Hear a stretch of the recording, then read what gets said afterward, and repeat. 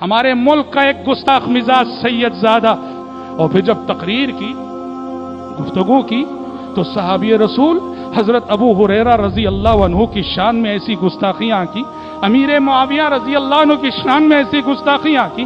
بعد کے جو ملا مولوی ہیں جو بنی امیہ کے حاضر باش اور ان کے سرکاری مولوی بن گئے یا ان سے دباؤ میں رہے، جن میں سب سے بڑے مشہور صحابی اور جن کی 5000 حدیثیں ابو ہریرہ، ان کا حال یہ ہے کہ آدھی حدیث انہوں نے گول کر دی۔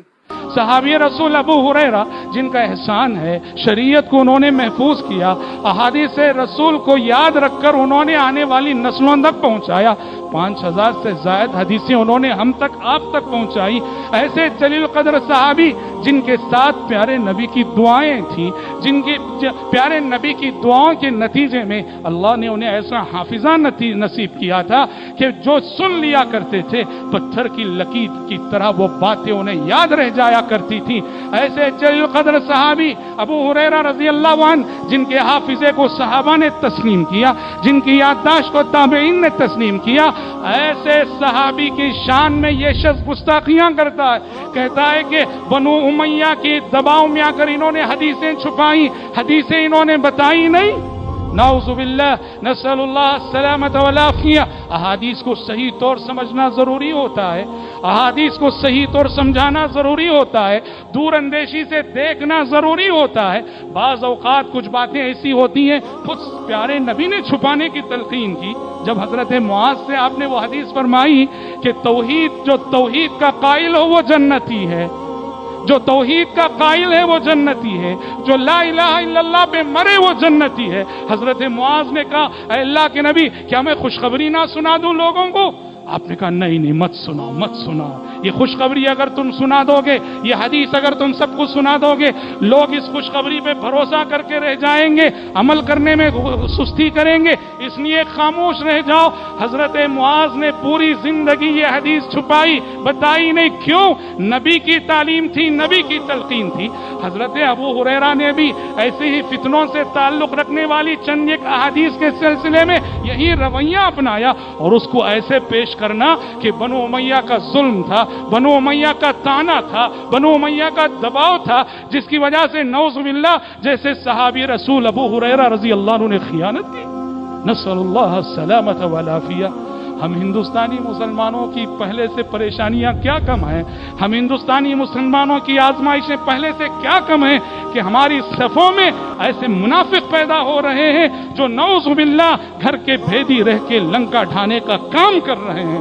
اب تک ہم جن آزمائشوں کا سامنا کر رہے تھے، اب تک ہم جن مصیبتوں کا سامنا کر رہے تھے، یہ آزمائشیں، یہ مصیبتیں ہماری دنیا لوٹنے والی مصیبتیں تھیں، لیکن یہ سید زادہ اور یہ انجینئر محمد علی مرزا جیسے لوگ، یہ ہمارا ایمان لوٹنے والے لوگ ہیں، ہمارا عقیدہ لوٹنے والے لوگ ہیں، جو ہماری صفوں میں رہ کر ہمارے ایمان پہ ڈاکہ ڈالتے ہیں۔ ضرورت ہے ان لوگوں سے ہوشیار رہنے کی۔ یاد رکھیے پیارے نبی نے احادیث میں فرمایا کسی بھی صحابی پہ جرح کرنا، کسی بھی صحابی کو طعنہ دینا، کسی بھی صحابی پہ تنقید کرنا، کسی بھی صحابی پہ تبصرے کی زبان چلانا، یہ بہت بڑی گستاخی ہے۔ زبان چلانے سے پہلے دیکھ لے کہ تو کیا ہو، تیری حیثیت کیا ہے۔ قلم چلانے سے پہلے دیکھ لے کہ تو کیا اور تیری حیثیت کیا ہے اور کن پہ قلم چلا رہا ہے۔ پیارے نبی نے فرمایا لا تسبوا اصحابی، لا تسبوا اصحابی، لوگوں میرے صحابہ کو کبھی برا بھلا نہ کہو۔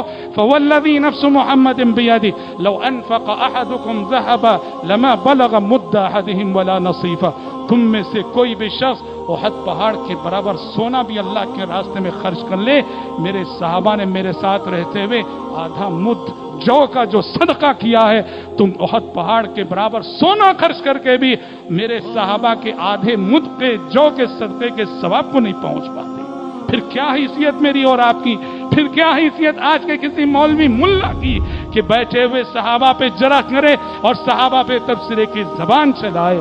پیارے نبی صلی اللہ علیہ وسلم نے وعید سنائیے اس شخص کے حق میں جو صحابہ کو برا بھلا کہتا ہے۔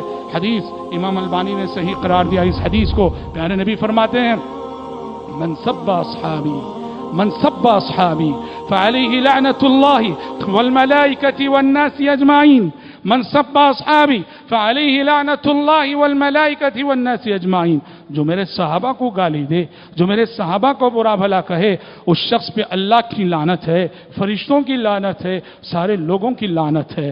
صحابہ پہ جرح کرنے والا، صحابہ پہ تنقید کرنے والا، صحابہ کی تنقید کرنے والا، وہ دراصل ان لعنتوں کی زد پہ خود کو جو ہے لاتا ہے. حضرت ابو زرع رحمۃ اللہ علیہ فرمایا کرتے تھے اذا رأيت الرجل ينتقص واحدا من اصحاب رسول الله صلی اللہ علیہ وسلم فاعلم انه زنديق. اذا رأيت الرجل ينتقص واحدا من اصحاب رسول الله صلی اللہ علیہ وسلم فاعلم انه زنديق. جب دیکھو کہ کوئی شخص صحابہ کی تنقید کر رہا ہے، کسی ایک صحابی کی جرح کر رہا ہے، تو جان لو کہ وہ زندیق ہے اور بے دین ہے. ایسے لوگوں سے دین نہیں لیا جاتا.